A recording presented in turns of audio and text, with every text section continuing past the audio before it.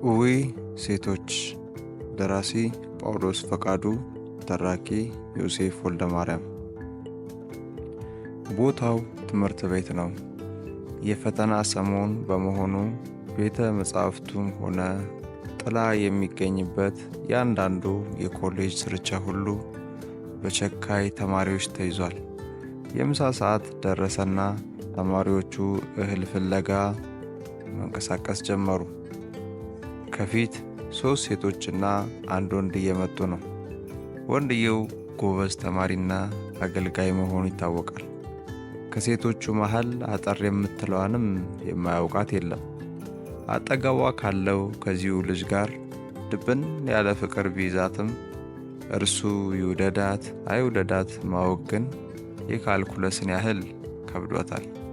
ድንገት ግን ልጅቱ በዚያ አጭር ቁመቷ ተንጠራርታ ያንን በቁመት የእርሷ 2 የሚያህል ልጅ በጥፊ ደረገመችበት።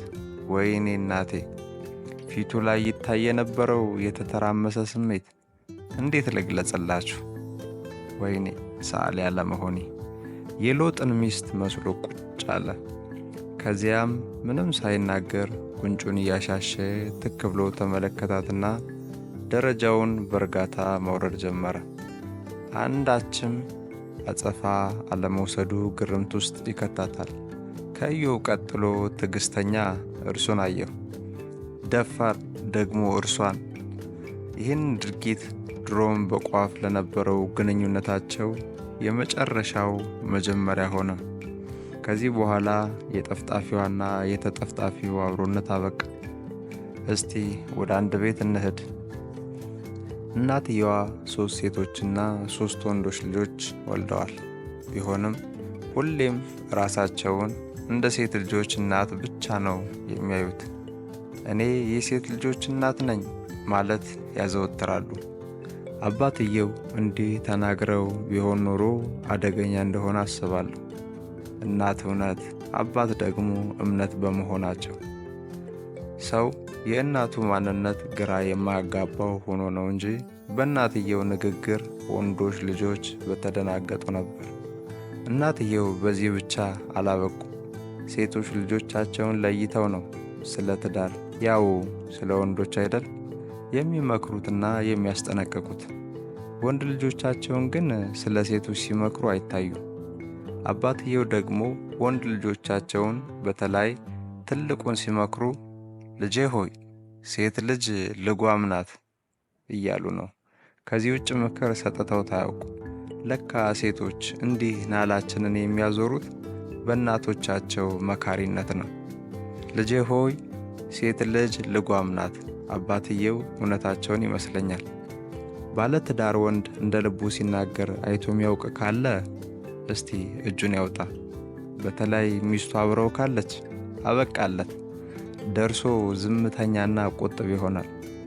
ባል ከሌሎች ሰዎች ጋር ሲነጋገር የሚስትን አይን አስተውላችሁ ከሆነ የባልየው አይን ላይ ነው የሚያርፈው። በአይኗ ሪሞት ኮንትሮል ባሏን ከርቀት ትቆጣጠራለች። የማይሆን ነገር አወራለሁ ካለ በአይኗ ሃርድ ትሰጠዋለች። ስለዚህ ምን ማውራትና አለማውራት እንዳለበትና እንዴት ማውራት እንዳለበት ለማወቅ የእርሷን ፊት በስጋት እየተመለከተ ነው የሚያወራው። ጌታና ቀጠና አይጥፋ ይባል የለ? እንደው እድለኛ ቢሆንና በዚያን ሰዓት ዝም ብትለው እንኳን ማታ ቤት ሲገቡ ጉዱ ነው። ሂሱ ግምገመውና ግለ ሂሱ ይቀጥላል እንጂ መተኛት የለም። አንድ ወንድ ሚስት ካገባ በኋላ በነጻነት አይናገርም። ስለዚህ ገና ሲያገባ ባንዲራውን አውርዶ ለተገዥነት ትከሻውን ማመቻቸት አለበት። አሊያማ በሕገ መንግሥቱ የተፈቀደለት የመናገርና ሐሳብን በነጻነት የመግለጽ መብቱ በትዳር ስም ቀስ በቀስ አይገፈፍም ነበር። ሴቶች ሕገ መንግሥቱ ሲንዱት አይጠየቁም ማለት ነው። ሳያገባ በፊት ራሱን ችሎ ይናገር የነበረ አንደበተ ርቱዕ ሰው ንግግር 101 የሚል የጀማሪዎች ኮርስ ዛሬ በሚስቱ ይቀርብለታል። ባለ ዲግሪ ቢሆንም ሚስቱ ዘንድ ይህ ዋጋ የለውም። ብዙውን ጊዜ ሚስቶች በዕድሜ አንሰው እንኳ ሽቅብ ለታላላቆቻቸው ንግግር የሚያስተምሩት በምን ሂሳብ ነው? ታዲያ እንደ ልቡ መናገር የለመደ የኔ አይነቱ ወንድ ምን ሊወጣው ነው? ሴቶች ዝም የሚያሰኙት ሚስት ሲሆኑ ብቻ አይደለም፣ በእናትነታቸውም ያው ናቸው። እኔ እንደ ልቤ መናገር መወራጨት የምችለው አባቴ ፊት ብቻ ነው። ከተሳሳትኩና ገለጻ የሚያስፈልገኝ ከሆነ ገለጻ ያደርግልኛል። በአስቂ ንግግሬ መሳቅ ግዴታው ነው። አከራካሪ ጉዳይ ከሆነም ክርክር እናካሄድበታለን እንጂ ዝም በል አልባልም። እናቴ ግን እንደዚህ አይባልም የዘወትር ንግግሯ ነው። አንዳንዴ ልብ ብዬ ሳያት ለአፌ ጠባቂ አኑር ብዬ ከመወለዴ በፊት የጸለይኩ ሁሉ ይመስለኛል። ቢሆንም የሴቶች ትልቅ ውበት እናትነት መሆኑን አፌን ሞልቼ እናገራለሁ። እናት ሲሆኑ ከሰውነት ወደ መልአክነት ይለወጣሉ። ማን እንደሚበልጥ ለጊዜው እንተው። ስለዚህ በፍጹም እናቴን ከመልአኩ ገብርኤል ነጥዬ አላያትም። እስቲ ስለ መሪነትና ስለ ውሳኔ እናውራ። አባቴን ማሳመን የሚፈልጉ ሰዎች እናቴን ቀድመው ሲያነጋግሯት ልጅ ሆኜ ትዝ ይለኛል። እርሱን ለማነጋገር እርሷን እንደሚያስፈቅዱ ነበር የማስበው። የባለ ልብ የምታንኳኳ ሚስት ብቻ ናት ብል የምሳሳት አይመስለኝም። አንድ ጓደኛ አለኝ። ከማግባቱ በፊት ጀምሮ የረጅም ጊዜ ጓደኛዬ ነው። ብዙ ነገሮችን ለብቻችን ተነጋግረን እንወስን እንደነበረ አስታውሳለሁ። ዛሬ ግን ሚስት አግብቶ ሌላ ሰው ሆኗል። ይሄው ወዳጄ ማንም ምንም ያናግረው እስቲ ከቤተሰብ ጋር ልማከር የሚል የፈሪ መልስ ያቀርባል። ገና ልጅ ስላልወለደ ቤተሰብ የሚለው ማንን እንደሆነ ግልጽ ነው። ለካ ቤተሰብ ማለት ሚስት ናት። ቢሆንም ከቤተሰብ ጋር ከተማከረ በኋላ ሁሌም ሐሳቡን ለውጦ ነው የሚመጣው። ባሎች ይሄው ናቸው። በክብ ጠረጴዛ ዙሪያ ሐሳቡን ለመቀየር የተቸገረ ሰው በአራት ማዕዘን አልጋ ላይ በቀላሉ ለምን እጁን እንደሚሰጥ አሁንም አልደረስኩበትም። አልጋ የመወያያ ቦታ መሆኑን ግን እስከ ዛሬ ማንም ሲናገር ሰምቼ አላውቅም። ወንዶች መሪና ራስነን ብለው ሲኮፈሱ ያስቁኛል። እስቲ የደረጀ በላይነን አንድ ግጥም ልጋብዛችሁ። አዳምና ሔዋን ይላል ርዕሱ። አንተ አዳም ራስ ነህ ይላል ቅዱስ ቃሉ፣ አንቺ ሔዋን አንገት ነሽ ብለው ያወራሉ። እንግዲህ ተስማሙ፣ አንተ ራስ እሱ አንገት፣ ብታሽከረክርህ ታዲያ ምን አለበት? ሰባኪው ስለ ጋብቻ አስተምረው ሲጨርሱ እስቲ የኔና የሚስቴ የቤቴ ራስ ሚስቴ ናት የምትሉ ተነሱና ልጸልይላችሁ ብለው ለጉባኤው ጥሪ ያቀረቡ። በጉባኤው የነበሩት ወንዶች ሁሉ ተነስተው ሲቆሙ አንዱ ብቻ ሳይቆም ቀረ። የማይታመን ነገር ነው። ወንደላጤ ይሆናል መቼም እንጅማ እንዴት በማለት እያሰቡ ጠጋ ብለው ጠየቁት። ተነሳና ወዮልህ ብላ ሚስቱ እንዳስጠነቀቀቸው ነገራቸው።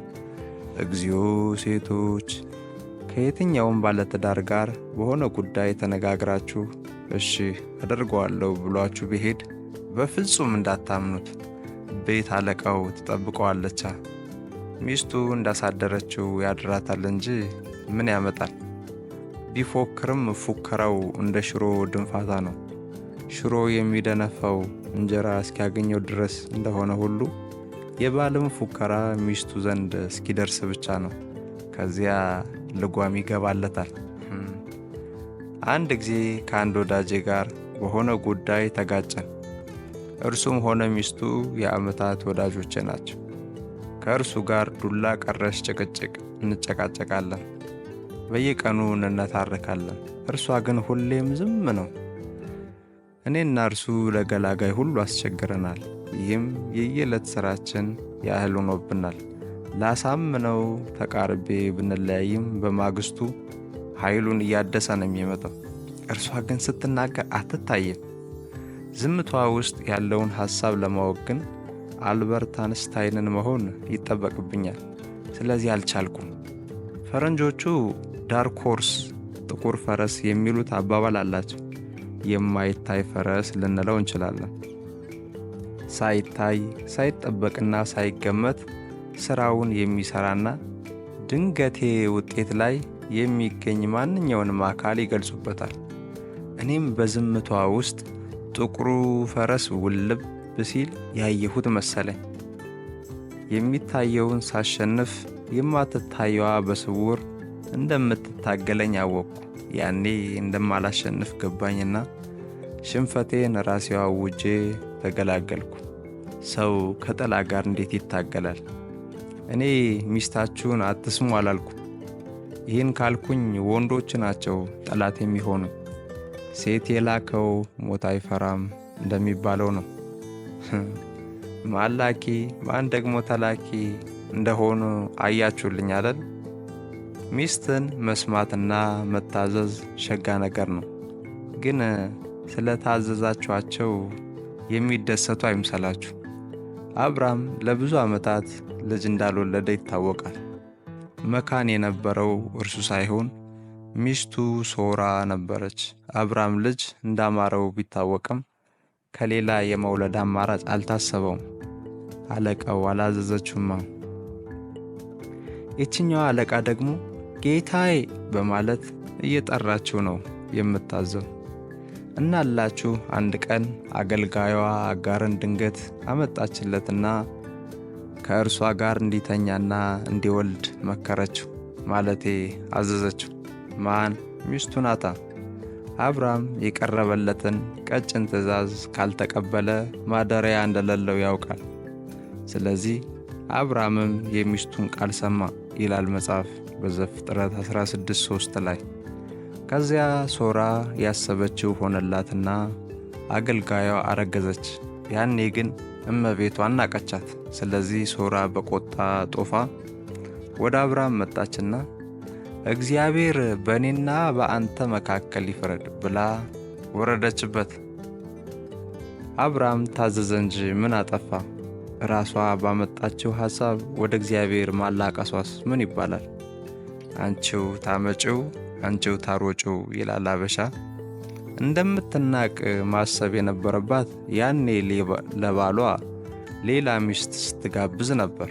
አይ ሴቶች መጀመሪያ እንድናደርገው ይገፋፉናል፣ ኋላ ላይ ደግሞ ስላደረግነው ይኮንኑናል። ምን ፈተና ነው ባካችሁ! ሚስቶች ካልታዘዛችኋቸው ይቆጣሉ፣ ስትታዘዟቸውም ይቆጣሉ። ዳይሚን ኢፍ ዩ ዱ ኢት ዳይሚን ኢፍ ዩ ዶንት ይላል ፈረንጅ። ብትቆጭም እመታሻለሁ ብቆጣሽም እመታሻለሁ እንዳለው ነው ሰውየው። በዚህም ላይ በፈለጉት ጊዜ ሁሉ በፈለጉት ነገር ላይ የፈለጉትን ያህል ሐሳባቸውን የመቀያየር የተፈጥሮ መብት ያላቸው ይመስላቸዋል። ስሜታቸውንም ማወቅ አስቸጋሪ ነው። አይጥ ስታይ በፍርሃት የምትረበደበት ሴት አውሬ ስታይ ልትስቅ ትችላለች። ቢሆንም ወንዶች ሁሌም በሴቶች እየተመሩ ነው የሚኖሩት። እርሷን ያጡ ቀን መኖር አይችሉም። እንዴት ሆኑ? ስለዚህ ሚስቱ የሞተችበት ወንድ ዕድሜው 40 ይሁን 80 ሊያገባ ቆርቶ መነሳቱ አይቀርም። ቢሆንለት ያለ ሴት አንዲት ቀን አያድርም። ሴት ግን ባሏ በወጣትነቱ ቢሞት እንኳን ሳታገባ ልትኖር ትችላለች። ሔዋን ገና ወደዚች ምድር የመጣች ቀን አዳም ተስገብግቦ ስለቀለባት ሁሌ ይቆጫታል።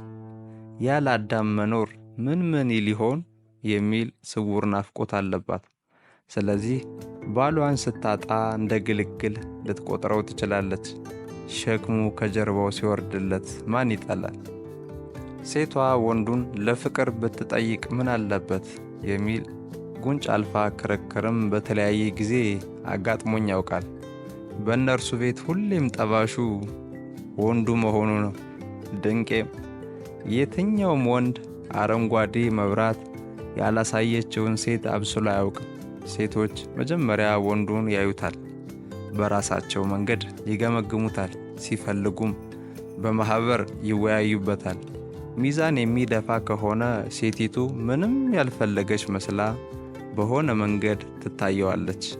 ወንዶች ደግሞ የሚንቀሳቀስ ኢላማ ይወዳሉና የወንዱን ቀልብ ማግኘት ብዙም አያስቸግራትም።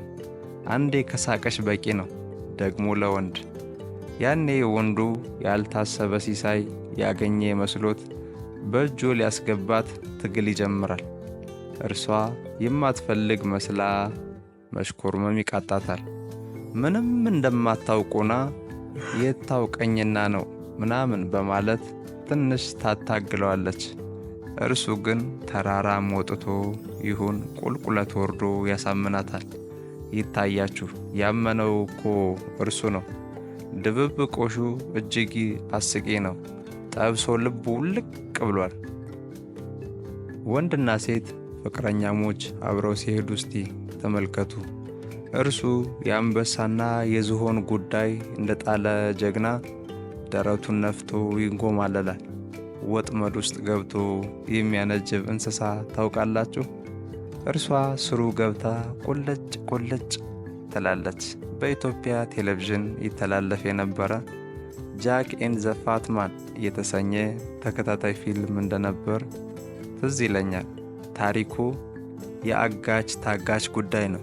ፖሊሶቹ ቤቱን ከበው ከውጭ በርቀት ቆመዋል። አጋቹ ታጋቹን ይዞ እየወጣ ነው። የተለመደው አይነት ግን አይደለም። አጋቹ ከፊት ሆኖ እጆቹን ወደ ኋላ ሰዶ በአንድ እጁ የታጋቹን ወገብ፣ በሌላኛው ደግሞ ሽጉጡን የኋሊት ደግኖበታል። ታጋቹም እጆቹን ወደፊት ሸብቦ ከኋላ ይከታተላል። ለፖሊሶቹም ሆነ ለተመልካቾቹ ታጋቹ አጋች ሲመስል፣ አጋቹ ደግሞ ታጋች መስሏል። በጠበሳውም ጉዳይ ይሄው ነው። ታጋቹ እንደ አጋች ይኮፈሳል፣ አጋቿ ደግሞ የዋ ታጋች ትመስላለች። አቤት ሴቶች! የሴቶች ሌላው ባህሪ እነርሱ ያልተሳተፉበት የትኛውንም ውሳኔ መቃወም መውደዳቸው ነው። እነርሱ ካልተሳተፉበት የተረሱና ችላ የተባሉ ስለሚመስላቸው ምንም ነገር ቢሆን አይጥማቸውም። በሰላም መኖር የፈለገ ወንድ በሁሉም ነገር ሚስቱን ቢያሳትፋት ይበጀዋል። እስቲ ወደ አዳምና ሔዋን እንሄድ። አዳም ያችን መዘኛ ፍሬ እንዳይበላ እግዚአብሔር ትእዛዝ ሲያስተላለፍ ሔዋን በቦታው አልነበረች። እንዲያውም አልተፈጠረችም። አዳም ግን ይህንን ትእዛዝ ስለቀረበለት አንድም ቀን ሲነጫነጭ አልሰማነውም። ዛፉ አጠገብ የደረሰም አይመስለኝም። ምን እንደተሰማው ማናውቅ። ብቻ በሰላም ሲኖር ሳለ ነው ሔዋን መጣች። ከዚያማ ፍየል ከመድረሷ ሆነና ነገሩ ባለቤቷ በሥራ ተወጥሮ ያለ ምግብ ልታዘጋጅለት ወደ ተከለከለው ዛፍ ሄደች። ያስጎመጃል። እርሷ ባልነበረችበት ወቅት የወጣውን ትእዛዝ ለመቀበል ስላልፈለገች እንደመጣች አፈነገጠች። እርሱም አርቀለለትም። ተከተል አለቃህን ነዋ። እግዚአብሔር ሲቆጣው እንዲህ ብሎ ጀመረ፣ የሚስትህን ቃል ሰምተሃልና ይላል መጽሐፍ በዘፍጥረት 3:17። እነርሱ ያልሰሩት ቤት ሆነ አይመቻቸውም። ስለዚህ አፍርሰው እንደገና መስራት ባይሆንላቸው ዕቃዎቹን አቀማመጥ ይለውጣሉ። ገና በመጀመሪያ ቀን ጠረጴዛውን ወደ አንዱ ጥግ ይወስዱታል። አልጋውን ደግሞ ወደ መስኮቱ ያስጠጉታል። መስኮቱ መጋረጃ ከሌለው ያደርጉለታል። መጋረጃ ካለው ደግሞ አሪፍ ቢሆን ቀለሙን ይቀይሩታል። የእነርሱ አሻራ የሌለበት አንድ ነገር ቢቀር እንኳ ካልቀየሩት እፎታ አይኖራቸውም። ቢቻል ኑሮ ወለሉን ወደ ላይ ወስደው ኮርኒሱን ወደ መሬት ቢያወርዱት ደስ ይላቸዋል። ሴቶች ከሔዋን ጀምረው ያው ናቸው ብሏል አንዱ የተናደደ ጓደኛዬ። ሳስበው እውነቱን ሳይሆን አይቀርም። ለምሳሌ የትም ሄጄ ስለ እናቴ ሳወራ ማንም አይገርመውም። ምክንያቱም እናቶች ሁሉ አንድ አይነት ናቸው፣ ሴቶች ናቸዋ። ሁሉም እናቶች ከእግዚአብሔር የተላኩ ናቸው። ስለ አባቴ ሳወራ ግን ሰው ትኩረት ሰጥቶ ያዳምጠኛል። ምክንያቱም የአንዱ አባት ከሌላኛው አባት ጋር በምንም አይመሳሰልም። ከፈለጋችሁ እንወራረድ። ሴቶች መመሳሰል ብቻ አይደለም፣ ሲተባበሩም ለጉር ነው። እስቲ ሴቶችን እያጣጣላችሁ ተናገሩ። ጥለኛ ሴቶች ቢሆኑ እንኳ ተባብረው ይነሱባችኋል። ሴቶች ወንዶችን እየተቃወሙ ቢናገሩስ? ብዙ ወንዶች ቢኖሩም ጉዳዩ ብሎ የሚከራከር አይገኝም። ይሄው የወንዶችን ጉዳይ የሚከታተል አንድ ትንሽ ቢሮ ማቋቋም ያቃተን ለዚህ አይደል? የሴቶች ግን እልፍ ሆነዋል። እነርሱ መስማማት የሚያቅታቸው ከኛ ጋር ፍቅር ሲጀምራቸው ብቻ ነው። ሁለት ሴቶች አንድ ወንድ ካፈቀሩ ነገር ተበላሽ። እንዲያውም ሶስተኛው የዓለም ጦርነት የሚጀምረው በዚህ ምክንያት ይመስለኛል። ሴቶች ማወቅ ባለማወቅ ይገለጣል። ምክንያቱም እነርሱ በየቀኑ እንደ አዲስ ይወለዳሉ። ወንዱ ፊት 10 ምርጫ ቢኖር የቱን እንደሚመርጥ ከራሱ ከወንዱ ቀድሞ ያውቁታል። ከሐሳባችንም ይቀድማሉ። we are too predictable። እነርሱ ፊት 2 አማራጭ ብቻ ቢኖሩ ግን የቱን እንደሚመርጡ ወንዶች ቢሆን መቼም አናውቅም። they are unpredictable። እየወደዱ መጥላትም ሆነ እየጠሉ መውደድ ለእነርሱ እጅግ ቀላል ነው። እየፈለጉ ያልፈለጉ መምሰል የተካኑበት ነው። አስጠልተኛልና ዳግመኛ ላገኛ አልፈልግም። ከዚህ በኋላ በፍጹም አልደውልልህም፣ አንተም እንዳትደውልልኝ፣ መልእክትም እንዳንላላክ፣ በቃ የኔና ያንተ ነገር አብቅቷል በማለት የቁጣ ንግግር እየተነጋገረች በንግግሯ መጨረሻ ላይ እባክህን አንድ ዕድል ብቻ ስጠኝ በእናትህ ብላ የምታባብል ሴት አጋጥማችሁ ታውቃለች? እኔን ገጥማኛለች። ሲያሻቸው የሚወዳቸውን ጠልተው የሚጠላቸውን ይወዳሉ። ልክ እንደ ዳዊት ማለት ነው። 2 ሳሙኤል 19:6 እንደ እግዚአብሔርም ይሆናሉ። ላልፈለጓቸው ይገኛሉ። ሲሰድቧቸውና ሲያመነጫጭቋቸው ሊደሰቱ ይችላሉ። ሲያንቆለጳጵሷቸውና ሲለማመጧቸው ደስ ይላቸዋል። ሞኞች ግን አይደሉም።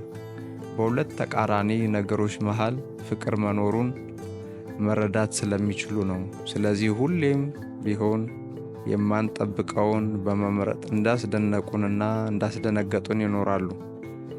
ምርጫቸው የማይገመት አንዳንዴም የማይፈለግ ምርጫ ነው። ስለዚህ እርምጃቸውም ሆነ ፍላጎታቸውን ማወቅ የምንችለው በእነርሱ መንገድ ማሰብ ስንጀምር ብቻ ነው። ይቻል ይሆን? ያዕቆብ አንድ ሚስት ብቻ ማግባት ነበር የፈለገው። ሆኖም በአማቹ አምታችነት 2 እህትማማቾችን አግብቶ አረፈው። እህትማማቾቹ አባታቸው ያዘጋጀላቸውን ሲሳይ በስምምነት እየተጋሩ እንደመኖር የእርስ በርስ ሽኩቻቸውን ጀመሩ። ወንዶችን በሚመለከት ስምምነት እንደሌላቸው ቅድም ነግሬያቸው የለ። የሚጣሉበት ሰበብ ቢያጡ በወለዱት ልጆች ብዛት መጣላት ጀመሩ። ስለዚህ የልጆቻቸው ቁጥር ለመጨመር የየራሳቸውን አገልጋዮች እያመጡ ይድሩለት ጀመር። መውለድ ያቃታቸው ሴቶች በአይሁድ ባህል መሰረት ይህንን ሊያደርጉ ይችላሉ። ታላቂቱ ግን ሱሪ ቢጥሉባት እንኳን ትወልዳለች። ሆኖም አሁን ጉዳዩ ሌላ ነው። አንዳንዴ የውሳኔ አካሄዳቸው ያስቀኛል። ገና ስላላገባው ነው የምስቀው። ያገቡትማ መጀመሪያ ታናሽቱ ሚስቱ ራሔል ከእህቷ ጋር ለመወዳደር የባሪያዋን ባላምን ሚስት ትሆነው ዘንድ ሰጠችው። ከዚያ ታላቂቱ ሊያ ባሪያም ዘለፋን ወስዳ ሚስት ትሆነው ዘንድ ሰጠችው። የእነርሱ ፉክክር ያዕቆብን በሚስቶች አንበሸበሸው። ምን ነው እንዲህ አይነት ሴቶች ዛሬ ጠፉሳ? አንድ ሚስት ያሰበው ሰውዬ በ4 አጠናቀቀ። ለነገሩ ያዕቆብ አቅም አንሶት እንጂ አሁንም አይለቁትም ነበር። ግን እነርሱ ያመጡለትን ሴት ሁሉ የሚያገባው ምን ሆኖ ነው? እንኳን 4 ሚስት አንዷ እንኳን መጀመሪያ ከገነት አባረሩ። አሁንስ ታዲያ የት እንሂድላቸው የሚል አንዳንድ ሰዎች አጋጥመውኛል። አልሰሜን ገባ በለው። ወደንና ፈቅደን ልባችን እያወቀው ጭምር የወሰነው ውሳኔ እንጂ እነርሱ እኮ መቼም አታለውን አያውቁም። የተታለለም አዳም አይደለም ይለናል ቅዱሱ መጽሐፍ አንደኛ ጢሞቴዎስ 2:14 ላይ። ሔዋን መጀመሪያ ፍሬውን ራሷ በልታ ለአዳም ይዛለት መጣች። ተቀብሏት እንደሚበላ በማወቋ ነው። እነርሱ የሰጡንን ሁሉ እንደበላን። አዳም አልበላም ብሎ እግዚአብሔርን ቢመርጥ ሔዋንን ሊያጣ ሆነ። እሺ ብሎ ቢበላ ደግሞ ከሚስቱ ጋር መኖር ይችላል። ከእግዚአብሔር ጋር ግን ሊጣላ ነው። ታዲያ ከሔዋን ጋር ሆኖ እግዚአብሔርን ከማጣትና ከእግዚአብሔር ጋር ሆኖ ሔዋንዬን ከማጣት የቱ ይሻላል? አዳም ያለ ሔዋን ኑሮ ያውቃል። ትዝታው እንኳን ያንገፈግፋል። ስለዚህ አሁን እነዚያን ዘግናኝ ቀናት ተመልሰው እንዲመጡበት አልፈለገም። በስማም ያለ እግዚአብሔር ግን ኑሮ አያውቅም። ታዲያ ቢሞክረውስ? ስለዚህ አዳም ከሔዋን በፊት ከሚያውቀው እግዚአብሔር ይልቅ ከእግዚአብሔር በኋላ የሚያውቃት ሔዋንን መረጠ። ከሰጪው ይልቅ ስጦታውን አስቀደመ። እርሱ በደንብ አስቦበት የወሰደውን እርምጃ እኛም ዛሬ እየደገምነው ነው። በጥፊ የነደደ ጉንጬን እያሻሸው የትምህርት ቤቱን ደረጃ ወረድኩት። ይህን ሁሉ እያሰብኩ ነበረ። ሆኖም ሴቶች የዚህ የወንዶች ዓለም ፈርጦች መሆናቸውን አልክድም። በሙገሳ ካልዘጋሁት ጉዴ ነው። ሩቅ ሳልሄድ እህቶቼ መርዝ ነው የሚሰጡኝ። ሴቶች በሌሉበት በተዋበ ገነት ከመኖር ከእነርሱ ጋር ከገነት መባረርን መምረጥ የዘራችን ነው። በተደራጀ ከተማ ያለ እነርሱ ከመኖር በሰሐራ በረሃ ከእነርሱ ጋር መኖር መሞከር ይሻላል። ሳቃቸውም ሆነ ልቅሷቸው የየትኛውንም የሕይወት ልቃቂት የመተርተር አቅም አለው። እነርሱ በተገኙበት ቦታ ሕይወትና ውበት አብረው ይገኛሉ። ያለ ሴቶች ተሳትፎ አብዮቱ ግቡን አይመታም የምትለዋን የደርግ መፈክር አስታወሳችሁ? ይህንን የሰማ እንኳን አብዮቱ አይነጋም ሌሊቱ ማለቱ ይነገራል። የኔም ምኞት አንድ ነው፣ ገዢዎቻችንን ያኖረልን። የተወደዳችሁ የቻናሌ ቤተሰቦች አዝናኝና አስተማሪ የሆነ ትረካዬ ከተመቻችሁ ላይክ፣ ለብዙ ወገኖች እንዲደርስ ሼር እንድታደርጉ እያበረታታን፣ ለዚህ ቻናል አዲስ የሆናችሁ ደግሞ በቀጣይ ጊዜ የምለቀውን አስተማሪና አዝናኝ የሆነ ትረካ እንዲደርሳችሁ ሰብስክራይብ ማድረግ እንዳትረሱ።